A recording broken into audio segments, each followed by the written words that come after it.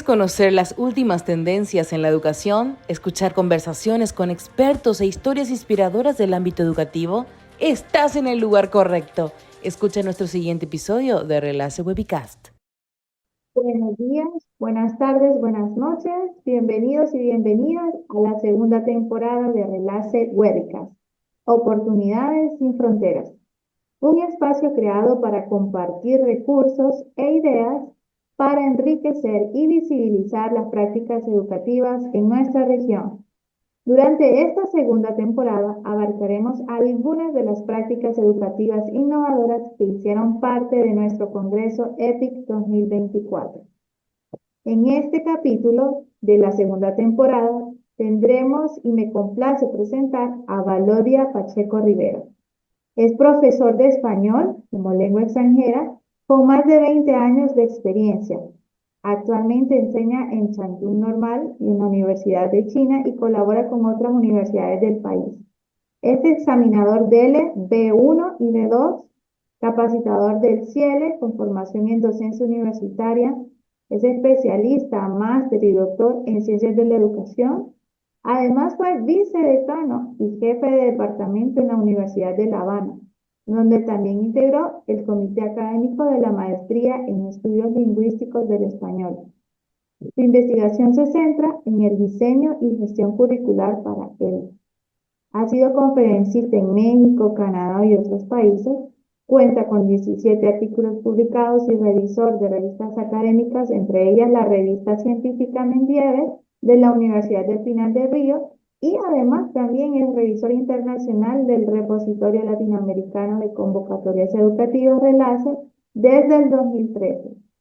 Hola Valodia, qué gusto saludarte, bienvenida a este espacio. Cuéntanos cómo estás y dónde te encuentras.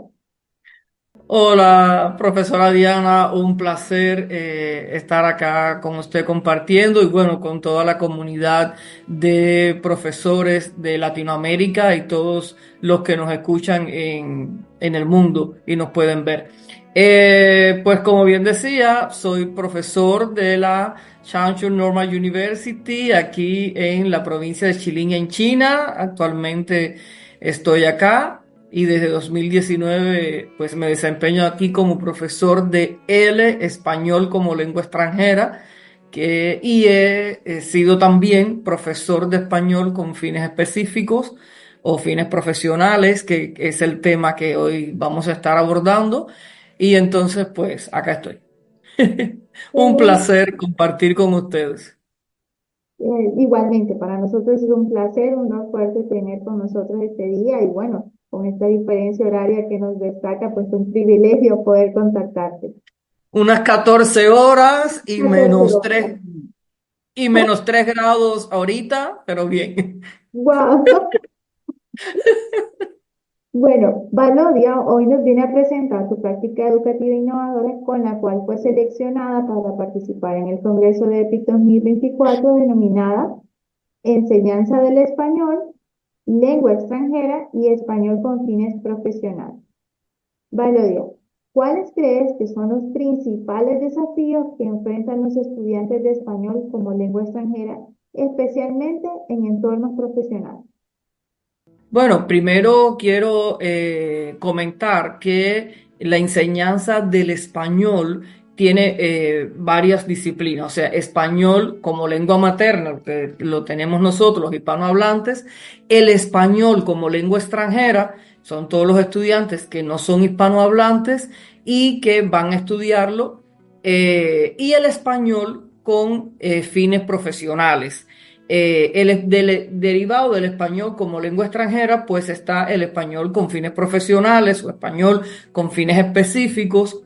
Tiene varias denominaciones y bueno, tiene varios retos. Primero, indiscutiblemente, hay como unas etapas. La primera etapa, los estudiantes necesitan aprender el español como lengua extranjera y adquirir todas las habilidades desde el punto de vista comunicativas de la lengua. Y después que tienen esas habilidades incorporadas, aprendidas, pues entonces pasan a un nivel superior, o sea, ya estamos hablando cuando los estudiantes tienen un nivel B2, entre B1 y B2, de los niveles de referencia del idioma, del marco común europeo de referencia y lo que plantea el plan curricular del Instituto Cervantes. Una vez que tienen esos niveles comprobados, pues entonces pueden entrar a hacer estos cursos de español con fines profesionales y ahí viene otra clasificación para el turismo, para las empresas, para los negocios, para la medicina, diferentes áreas, o sea, donde requieran profesionales que se desempeñen en la lengua, que su áreas de actuación básicamente sería ser traductores, intérpretes en esos aspectos. Los retos básicamente que tienen ellos, porque hay un aspecto también, se estudia en español como lengua extranjera en contextos de inmersión, lo cual le facilita mucho al estudiante aprender con mayor rapidez el español y adquirir en mayor medida toda la cultura de la lengua, y eso lo hacen, por supuesto, en los países hispanohablantes, y están los estudiantes, como en el caso que estamos aquí en China, que estudian español como lengua extranjera, pero no en un contexto de inmersión. Y entonces, ¿qué pasa? Que están rodeados, sí, están aprendiendo la lengua española con sus profesores chinos y sus profesores hispanohablantes, pero es un poco reducido a lo que lo podemos enseñar nosotros. Entonces, ahí viene una condición que los estudiantes de español como lengua extranjera en contexto de no inmersión, pues entonces necesitan pues profundizar más en lo que es los aspectos relacionados con la cultura de la lengua, el léxico, la pragmática de la lengua, la sociolingüística, que son aspectos que en las carreras acá en China pues no se abordan con profundidad, pero que sí que es verdad que cuando ellos van a un entorno laboral, profesional, pues necesitan, porque sabemos que la cultura china es muy diferente a la cultura occidental, o sea, la cultura asiática en sentido general, y por lo tanto gestos, saludos,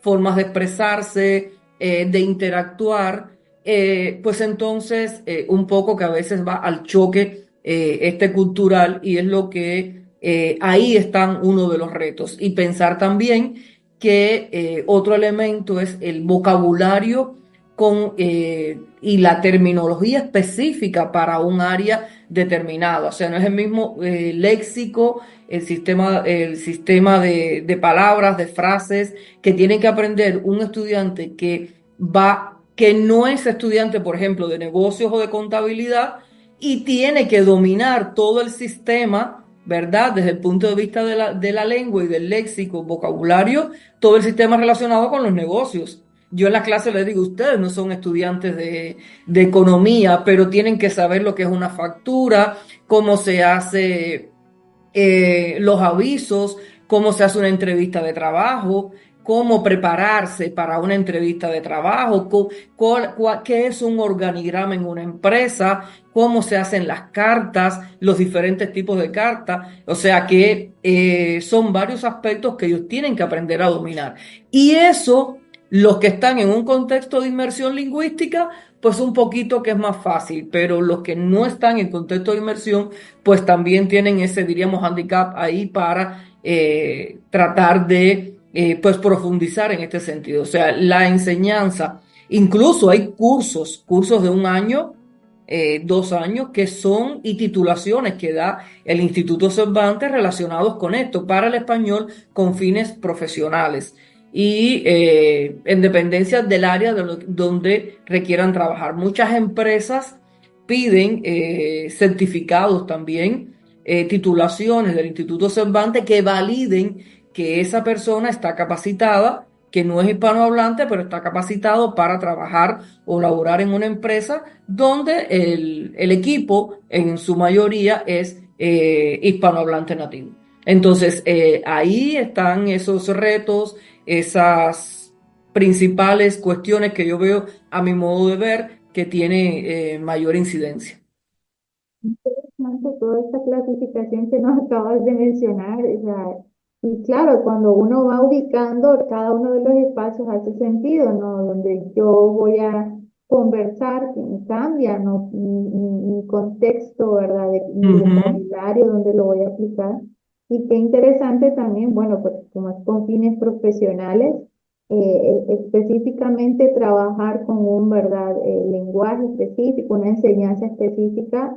Y también Exactamente. un reto que tenemos es muy florido, de español, Y ¿no? además, pensar también que China es un país que se ha abierto mucho a los negocios con América Latina, donde hay 19 países hispanohablantes, más España en Europa, más Guinea Ecuatorial en África, 21 países hispanohablantes, 21 culturas diferentes, 21 variantes de la lengua española, o sea que cada país hispanohablante tiene su propia variante de la lengua, que no es que uno es mejor que otro, no.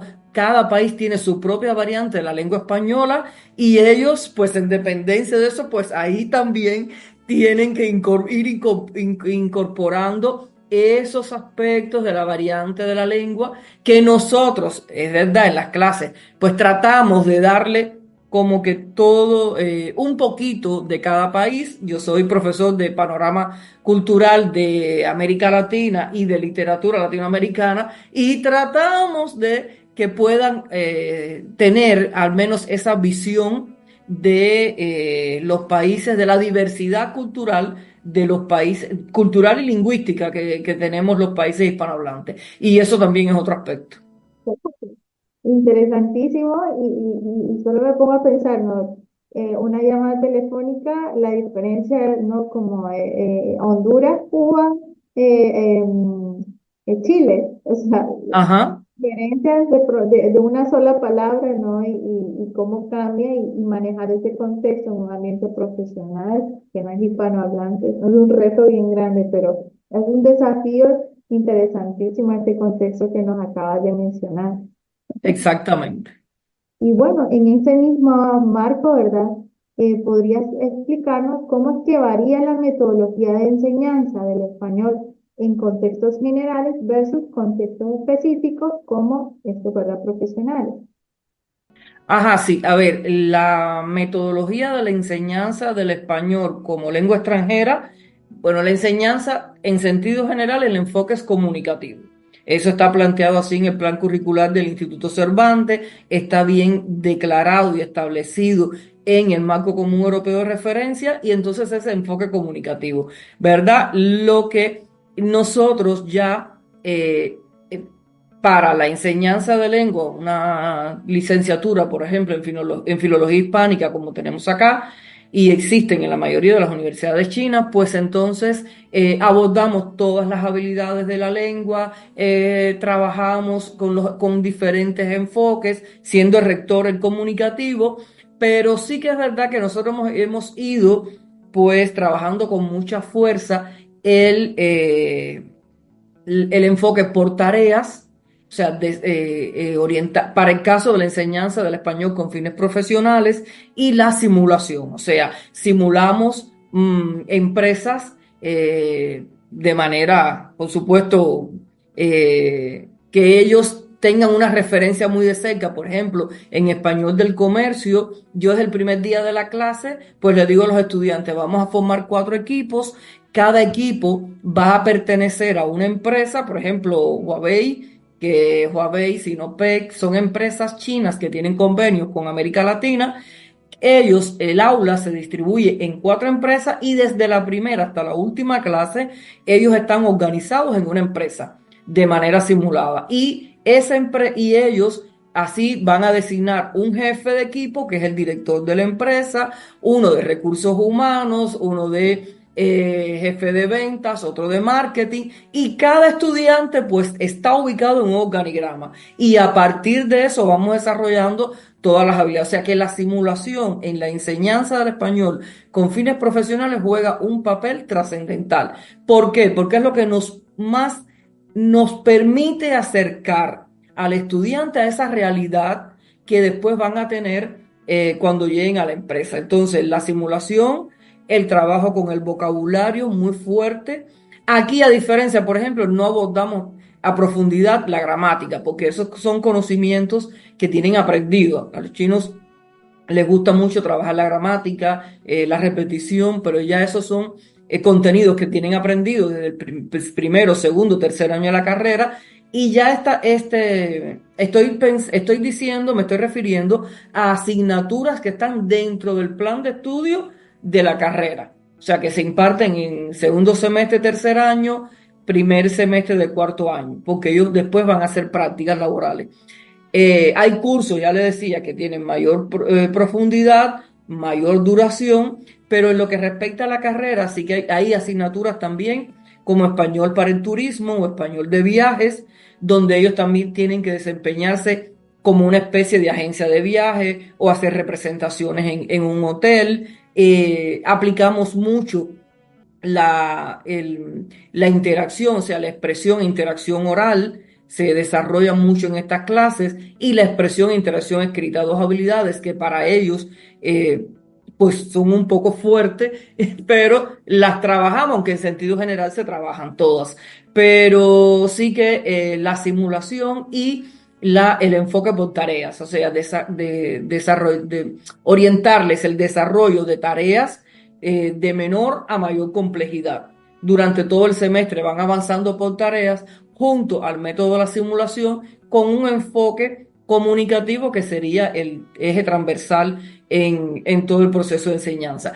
Que eso no lo podemos hacer, por ejemplo, en el primer curso. Los estudiantes que tienen un nivel de lengua A1, pues hacerlo, el enfoque por tarea, pues va a ser un poquito más complicado. Todavía no se puede hacer la simulación, o sea que todo está también en relación con el nivel de lengua del estudiante. Y así van a ir cambiando y modificándose las metodologías, no solo por si es español como lengua extranjera, segunda lengua o español con fines profesionales, no, también decide mucho el nivel de lengua que tienen los estudiantes y a partir de eso las metodologías pues van a variar. Sí, estupendo, y me parece tan interesante este ejemplo que has dado de tu clase, de que se involucran desde el día uno, ¿no? En desarrollar su rol, ¿no? En una empresa ya directamente, ¿verdad? Ujú. Y junto a la metodología por tareas, es como que pues, tenerlos trabajando directamente en una empresa con los procesos Exactamente, es reales que eso. van a tener y tú los evalúas en base a eso. Exacto, porque fíjese que nosotros, por ejemplo, en la clase hay una actividad que a ellos les gusta mucho, que es el de recursos humanos. Por ejemplo, él elabora una convocatoria de trabajo para uno de Sinopec venga al equipo de Huawei y el de recursos humanos hace la entrevista. Y entonces ese que viene de la otra empresa tiene que llevar su currículum y su carta de presentación. Ahí estoy evaluando redacción, expresión, e interacción escrita, expresión, e interacción oral. Estoy evaluando también cómo ellos se desempeñan en un contexto ya propiamente de la empresa y la toma de decisiones, porque después ese recursos humanos tiene que decidir quién va a entrar y quién no y por qué. Y entonces ellos se van rotando, todos van rotando por las empresas. Por ejemplo, el día 2 de clase, la segunda clase, el jefe de la empresa tiene que presentar el organigrama de la empresa, las características de la empresa, empresas que ellos conocen porque son empresas chinas, y además de eso tiene que decir el cargo del estudiante, la responsabilidad que tiene en ese organigrama y por qué. Entonces es constantemente una actividad tras otra, una actividad lleva a la otra, va llevando a la otra y así. El de ventas tiene que presentar una propuesta de marketing de un producto, cómo venderlo mejor, qué tipo de producto, a qué país se va a vender, qué características tienen esos posibles clientes, qué ventajas le va a ofrecer ese producto competitivamente. O sea, es algo muy interesante. Interesante, y aparte transversalmente les fomentas otras habilidades, ¿no? Dentro de ellos mismos, una competencia sana, ¿verdad? El tema, ¿verdad? De trabajo en equipo, todas estas Exacto. habilidades blandas que van transversalmente en el currículo, ¿verdad? Que consideras mucho y que en la actualidad, en cualquier, ¿verdad? Proceso de enseñanza, como que Ujú. se valora más, ¿verdad? El tema del contenido y no el tema, ¿verdad? De esa parte, ¿verdad? Del ser, de esas habilidades, ¿no? Ajá. Lo socioafectivo. Tú integras súper bien esos tres momentos, ¿no? El desarrollo de lo teórico, lo práctico Ujú. ¿verdad? Esa parte de valores que es interesantísimo. Mira que lo has dicho y se entiende clarito cómo haces esa integración y esa Y transversalidad. además fomentamos así el reconocimiento hacia las empresas que tienen en China, el desarrollo que tiene China y las relaciones con los países hispanohablantes. O sea, logramos también que ellos visualicen un acercamiento porque tienen que ir a revisar las empresas, mirar. Igual pasa con el turismo. O sea, en el turismo ellos tienen que hacer, por ejemplo, planificar un viaje a diferentes destinos de América Latina, o sea, a las ruinas mayas, a Copán, les gusta mucho Copán, toda la parte en Centroamérica, unas islas que tienen ustedes que van los Roatán, escritores, Aquila, Roatán, ¿cómo? Islas de Roatán. Roatán, Roatán la ponemos también. Ushuaia, por ejemplo, en Argentina. Machu Picchu, bueno, es archiconocido. Y ellos tienen que planificar, diseñar un viaje para un grupo de chinos que vayan a esos lugares, desde que salen de la provincia, cómo tienen que hacer el proceso hasta que llegan y qué cosas van a ver en esos lugares. Y es muy interesante. Sí, súper, qué interesantísimo, ¿verdad? Y bueno, yo ya me encontraría en tus clases. Mira, y en este marco también, siguiendo, bueno, hay estrategias que tú recomendarías para motivar a estudiantes adultos que necesitan aprender español con fines laborales, porque es un reto y un desafío, ¿verdad? Ahora, el crecimiento, ¿verdad? El tema laboral, es verdad, más en el contexto en el que tú te encuentras, ¿verdad? Tienes una potencia, ¿verdad? Laboral, entonces, Ujú. ¿qué estrategias recomiendas? Porque sí, ¿verdad? Tiene que ver mucho el tema de la motivación. Entonces, en ese marco, ¿qué recomiendas tú para que ellos ¿verdad? aprendan con fines laborales? Bueno, ya le decía, lo primero es tratar de incorporar la cultura de la lengua. La Ok. cultura de la lengua, que no es solo música, danza, no, son todos los aspectos, los valores, la identidad de los países, conocer, profundizar más en la sociolingüística, o sea, cómo nos relacionamos, cómo interactuamos. Es muy importante conocer los gestos, los saludos, la pragmática de la lengua, que también abordamos, aunque no entramos tan así a profundidad, pero les explicamos esto. Nosotros le decimos que el léxico propio de la especialidad que están estudiando, pues ellos tienen que dominarlos y las frases y también tienen que aprender, por ejemplo, en el caso de medicina, tienen que reconocer gestos y expresiones que a veces hacen los médicos y sobre todo también la ser muy coherentes con lo que van a decir y lo que van a transmitir. Porque, y también tienen que ser muy imparciales, porque ellos van a ser traductores e intérpretes. Y un error que ellos cometan puede afectar o un negocio o una transacción o puede incidir en la salud de una persona, porque ellos son los que están traduciendo o interpretando. Entonces, ellos tienen que tener mucho cuidado el estudiante que vaya a tomar un curso de este tipo es porque va a ir a trabajar en una empresa específica, con unas condiciones específicas y que tiene una responsabilidad bien alta. Y pues entonces esa preparación que tienen que tener ellos es indiscutible en ese momento. Y lo otro, pues, es también el saber estar en una empresa, el comportarse y dominar los elementos más generales que están pues presentes en esa condición. Porque no es lo mismo la empresa Huawei, que es de teléfono, que se conoce en el mundo entero, a la empresa Sinopec, que es de petróleo, combustible, o Yutong, que es una empresa de transporte que tiene muchos más negocios en Europa y también parte en América y así. Entonces, pues esos elementos hay que trabajarlos también. Pero ahí lo que es el léxico y la pragmática, pues son claves de, para desempeñarse como eh, en un contexto con fines profesionales para tal especialidad.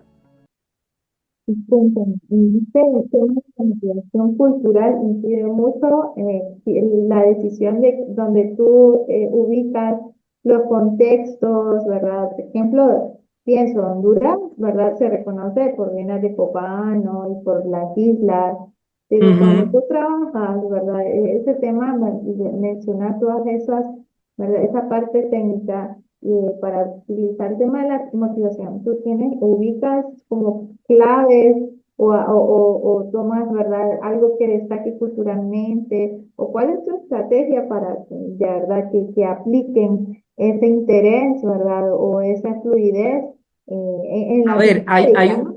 Ujú. vale, hay un aspecto importante. Los estudiantes chinos son muy aplicados y Ujú. ellos ya cuando empiezan a estudiar una carrera universitaria, ellos van a estudiar a tope, dirían también nuestros colegas españoles, están ahí centrados en eso. De hecho, yo recuerdo que en el Congreso ahora decía, usted no le puede enseñar a un chino lo que para ellos no esté vinculado al español. Si su carrera es aprender español, es aprender español. Ah, tú puedes hablarle de otras cosas, pero desde el español. O sea, entonces ellos están preparados, ellos ya saben que están en un curso o que están en una licenciatura, que eso les va a servir en el futuro y que ellos tienen que ser competentes en todos los sentidos. Y entonces ya ahí como que hay un paso muy ganado para ellos y la motivación intrínseca está desde el día uno que empiezan a estudiar español. ¿Por qué? Porque China ha ampliado mucho sus negocios. Y ahora mismo yo en estos días le estaba circulando el informe anual que hizo el Instituto Cervantes. Y es sorprendente los datos de la expansión que tiene el idioma español en el mundo. Entonces, con esa realidad, con esos contextos, y ya ellos que son estudiantes chinos, sí ellos están ya tienen incorporados que tienen que ser buenos profesionales.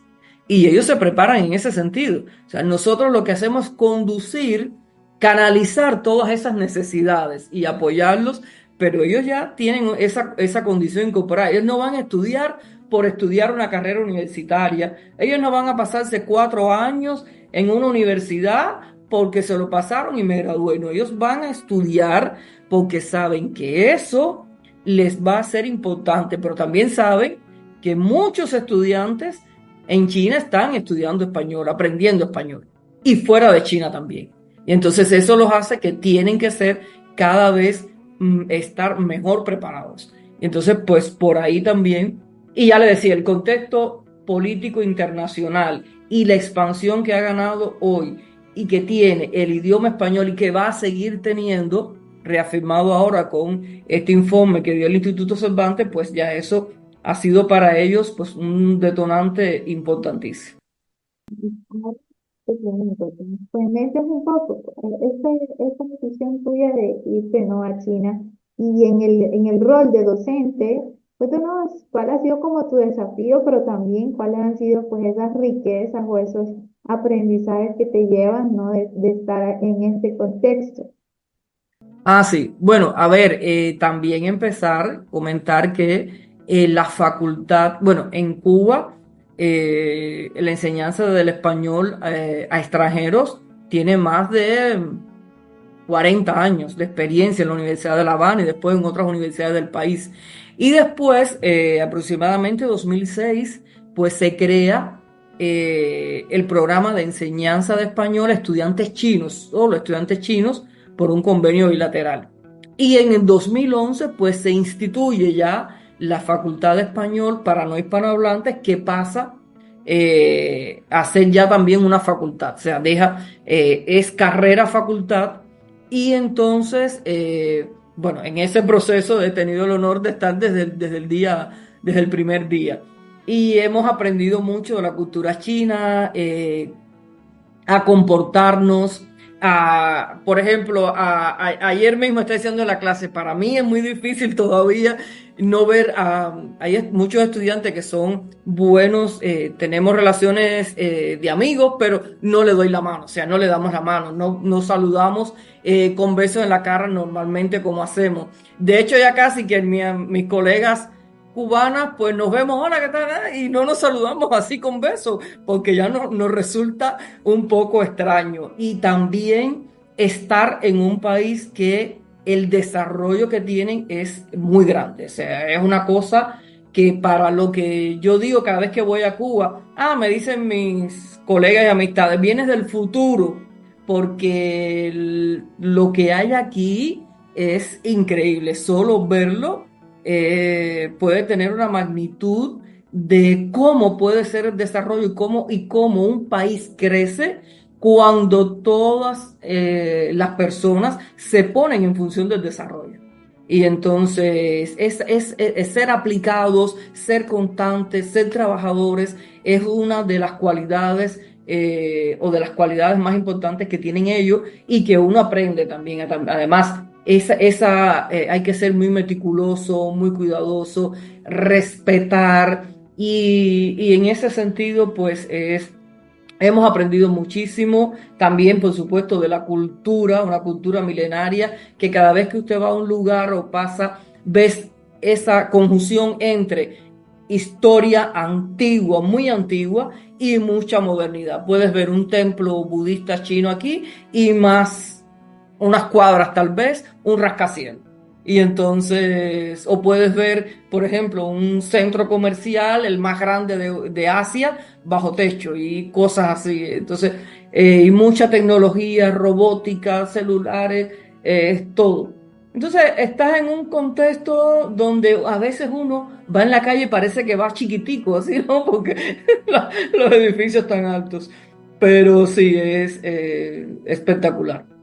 Es estupenda experiencia, bueno, bueno, sobre todo disfrutarlo, porque se nota, ¿no? Que tu pasión, tu vocación y que disfrutas esta verdad, esta vocación, ¿verdad? De la docencia y de la enseñanza, así que bueno, ¿verdad? Felicitarte también, ¿no? Porque, bueno, el éxito depende mucho también, pues, de esa experiencia que tú tienes, ¿verdad? De tu recorrido en todas las áreas académicas, de gestión administrativa, ¿verdad? Y que bueno, hoy tenemos ese privilegio de poder escucharte y de poder tener un pedacito, ¿verdad? De eso que tú haces por allá. Pues No, para mí, en este proceso de sí. ciclo de te cuentan. No, que digo que para mí es un placer inmenso pues compartir con la comunidad de Relace que me ha permitido pues volver a acercarme de alguna manera más directamente con los colegas latinoamericanos porque aquí tenemos sí muchos profesores de muchos países, a veces yo me paso el día más hablando en inglés que en español porque tengo muchos colegas y no hay muchos hispanohablantes en las universidades, pero bueno, muy bueno acercarse, compartir con nuestro continente americano y bueno, específicamente Latinoamérica, es una maravilla y yo siempre digo pues que estoy a la disposición para compartir, socializar los conocimientos, muy modestamente lo que puedo aportar, pues siempre pueden contar conmigo. Muchísimas gracias, gracias porque eres súper activo, ¿no? Te has puesto también como, ¿verdad? Revisor de la parte de cosas de investigación, ¿verdad? Así que agradecerte por estar, ¿verdad? Extendiéndonos y estrechándonos esas manos también dentro del enlace, ¿verdad? Y haciendo que este conocimiento, como su eslogan nos dice, ¿verdad? Sea sin fronteras, que tengamos ese acceso abierto, ¿verdad? A las buenas prácticas, a lo que hacemos para orientar, ¿verdad? Para poder ser, pues, ese referente y contacto, ¿verdad? Con otras personas que estén pasando, ¿verdad? O estén trabajando estos mismos aspectos. Es que la ciencia llega a ser ciencia cuando se socializa el conocimiento.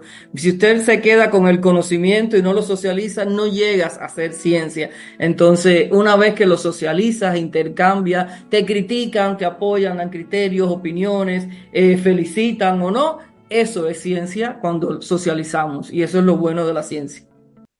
Muchísimas gracias, Valoria, por este tiempo invaluable, ¿verdad?, que nos has dedicado. Este ha sido, ¿verdad?, el capítulo de la segunda temporada, otro capítulo más de Relace Webcast.